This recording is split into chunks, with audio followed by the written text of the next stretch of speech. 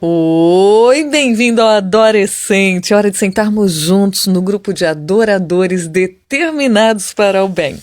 E acabou nossa semana dos milagres, milagres realizados por Deus através do seu servo do passado, o profeta Eliseu. Que bonitos, né? Quantas lições para a vida da gente. E por falar em vida da gente, eu acho interessante o que Albert Einstein falou a respeito dos milagres.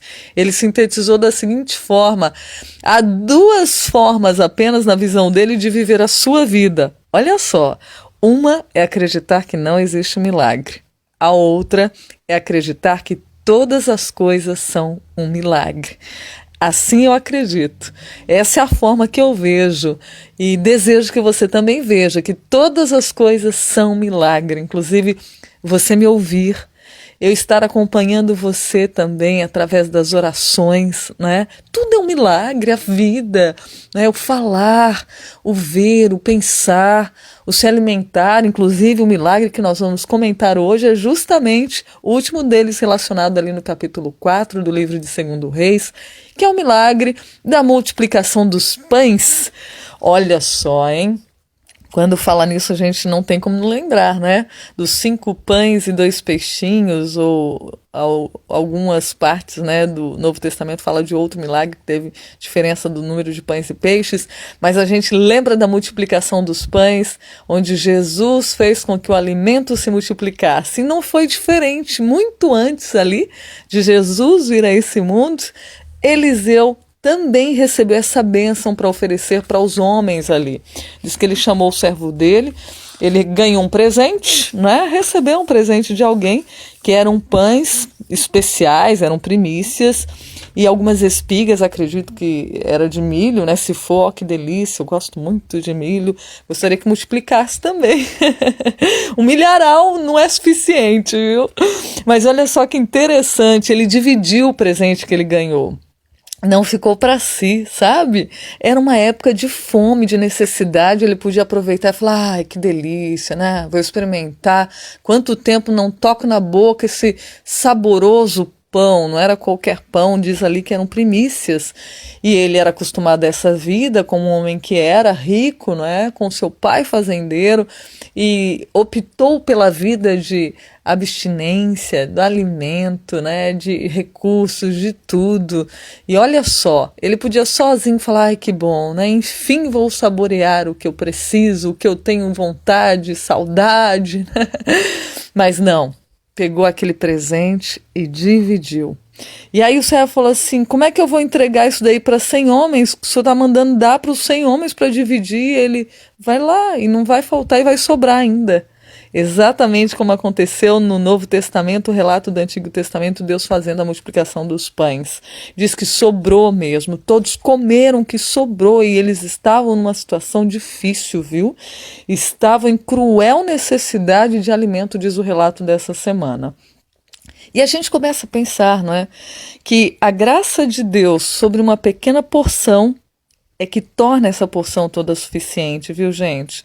Nós vemos, né, nesse momento em que estamos vivendo o medo que muitos estão tendo de ficar sem alimento. Quem sabe eu estou falando com você que está aflito em relação ao estoque, né, do supermercado. Quanta gente correu nos supermercados achando que ia ficar sem comida, e o desespero em relação à comida. E Deus dá um conselho contrário, viu, a isso. Ele diz que a gente deveria confiar mais nele. Olha só, eu vou ler essa frasezinha aqui para a gente encerrar o adolescente. Se tivéssemos mais claro discernimento espiritual, reconheceríamos mais prontamente do que o que temos feito o trato compassivo de Deus com os filhos dos homens. Nós, olha só, o Senhor Jesus tem operado para suprir a necessidade humana de várias formas, de várias maneiras, né? Que bênção esse milagre ter acontecido para saciar a fome, e a mão de Deus pode multiplicá-la ao cêntuplo. Se Deus, dos seus recursos, estender uma mesa no deserto, Ele pode, pelo toque da sua mão, fazer avultar a minguada provisão, tornando-a suficiente para todos. Foi o seu poder que multiplicou os pães e as espigas nas mãos dos filhos dos profetas, assim como fez lá na frente Jesus, junto aos discípulos que não acreditaram muito não, né? Da mesma forma falou assim, não, só se a gente for comprar, como é que a gente vai alimentar essa multidão inteira? Interessante, né? Que o Deus de Eliseu, Jesus, que estava com os discípulos e multiplicou os pães, é o meu e o seu Deus. Diz que nós devemos, mesmo que as circunstâncias não aparentem boas coisas, porque é uma realidade, né? A escassez do alimento no mundo. Então a gente vê essa realidade, a gente percebe, né, os salários reduzindo, os bolsos tendo mais dificuldade para a comida, para a subsistência. Mas Deus fala para os seus filhos desenvolverem confiança, porque Ele mantém, Ele provê os recursos. Nada de desespero mais, de preocupação em relação a alimento. Quando Deus deu um alimento para Elias, lembra? Um alimento. Uma vez ele se alimentou e andou por 40 dias. Já pensou? Quer dizer, uma vez. Pode num alimento Deus dar toda a nutrição necessária, né? A saciedade necessária para a vida da gente. Já pensou? Vamos confiar nesse Deus maravilhoso que cuida dos seus filhos. Ele multiplicará por sua bênção a dádiva que lhe é levada com gratidão e oração. Olha o nosso sentimento qual deve ser sempre. Seja um pouquinho ou muito que você tenha à mesa. Gratidão e oração. E ele faz o seguinte, quando você tem esse coração, ele multiplica o alimento dado aos seus filhos, como fez para os profetas e para a multidão cansada lá na frente. Vamos confiar e entregar a nossa vida ao pão da vida, ele que deve ser, né, o motivo de nos saciarmos, ele deve ser a nossa satisfação, tendo comida ou não, como diz Abacuque, ainda que não tenha alimento na mesa, eu mesmo assim me alegrarei no Senhor. E claro, Deus diz que vai prover, vai prover. É digno de confiarmos em suas promessas. Vamos orar juntos? Eu peço a você que, se possível for, feche os seus olhos, porque nós vamos falar com o nosso Deus. Bondoso Deus, bendito Pai, obrigada por deixar escritos os milagres que o Senhor realiza na nossa vida. Em todo o tempo, em todas as gerações, em todas as eras.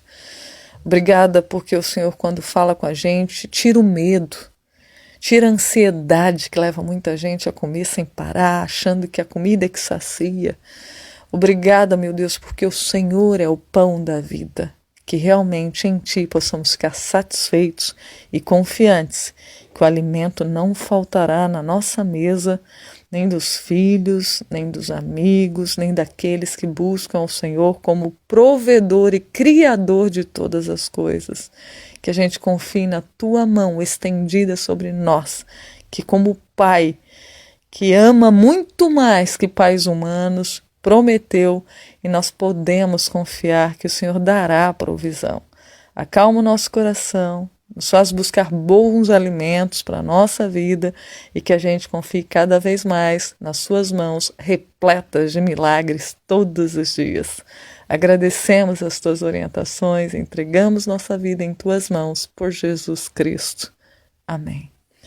Fica por aqui o Adorecente de hoje.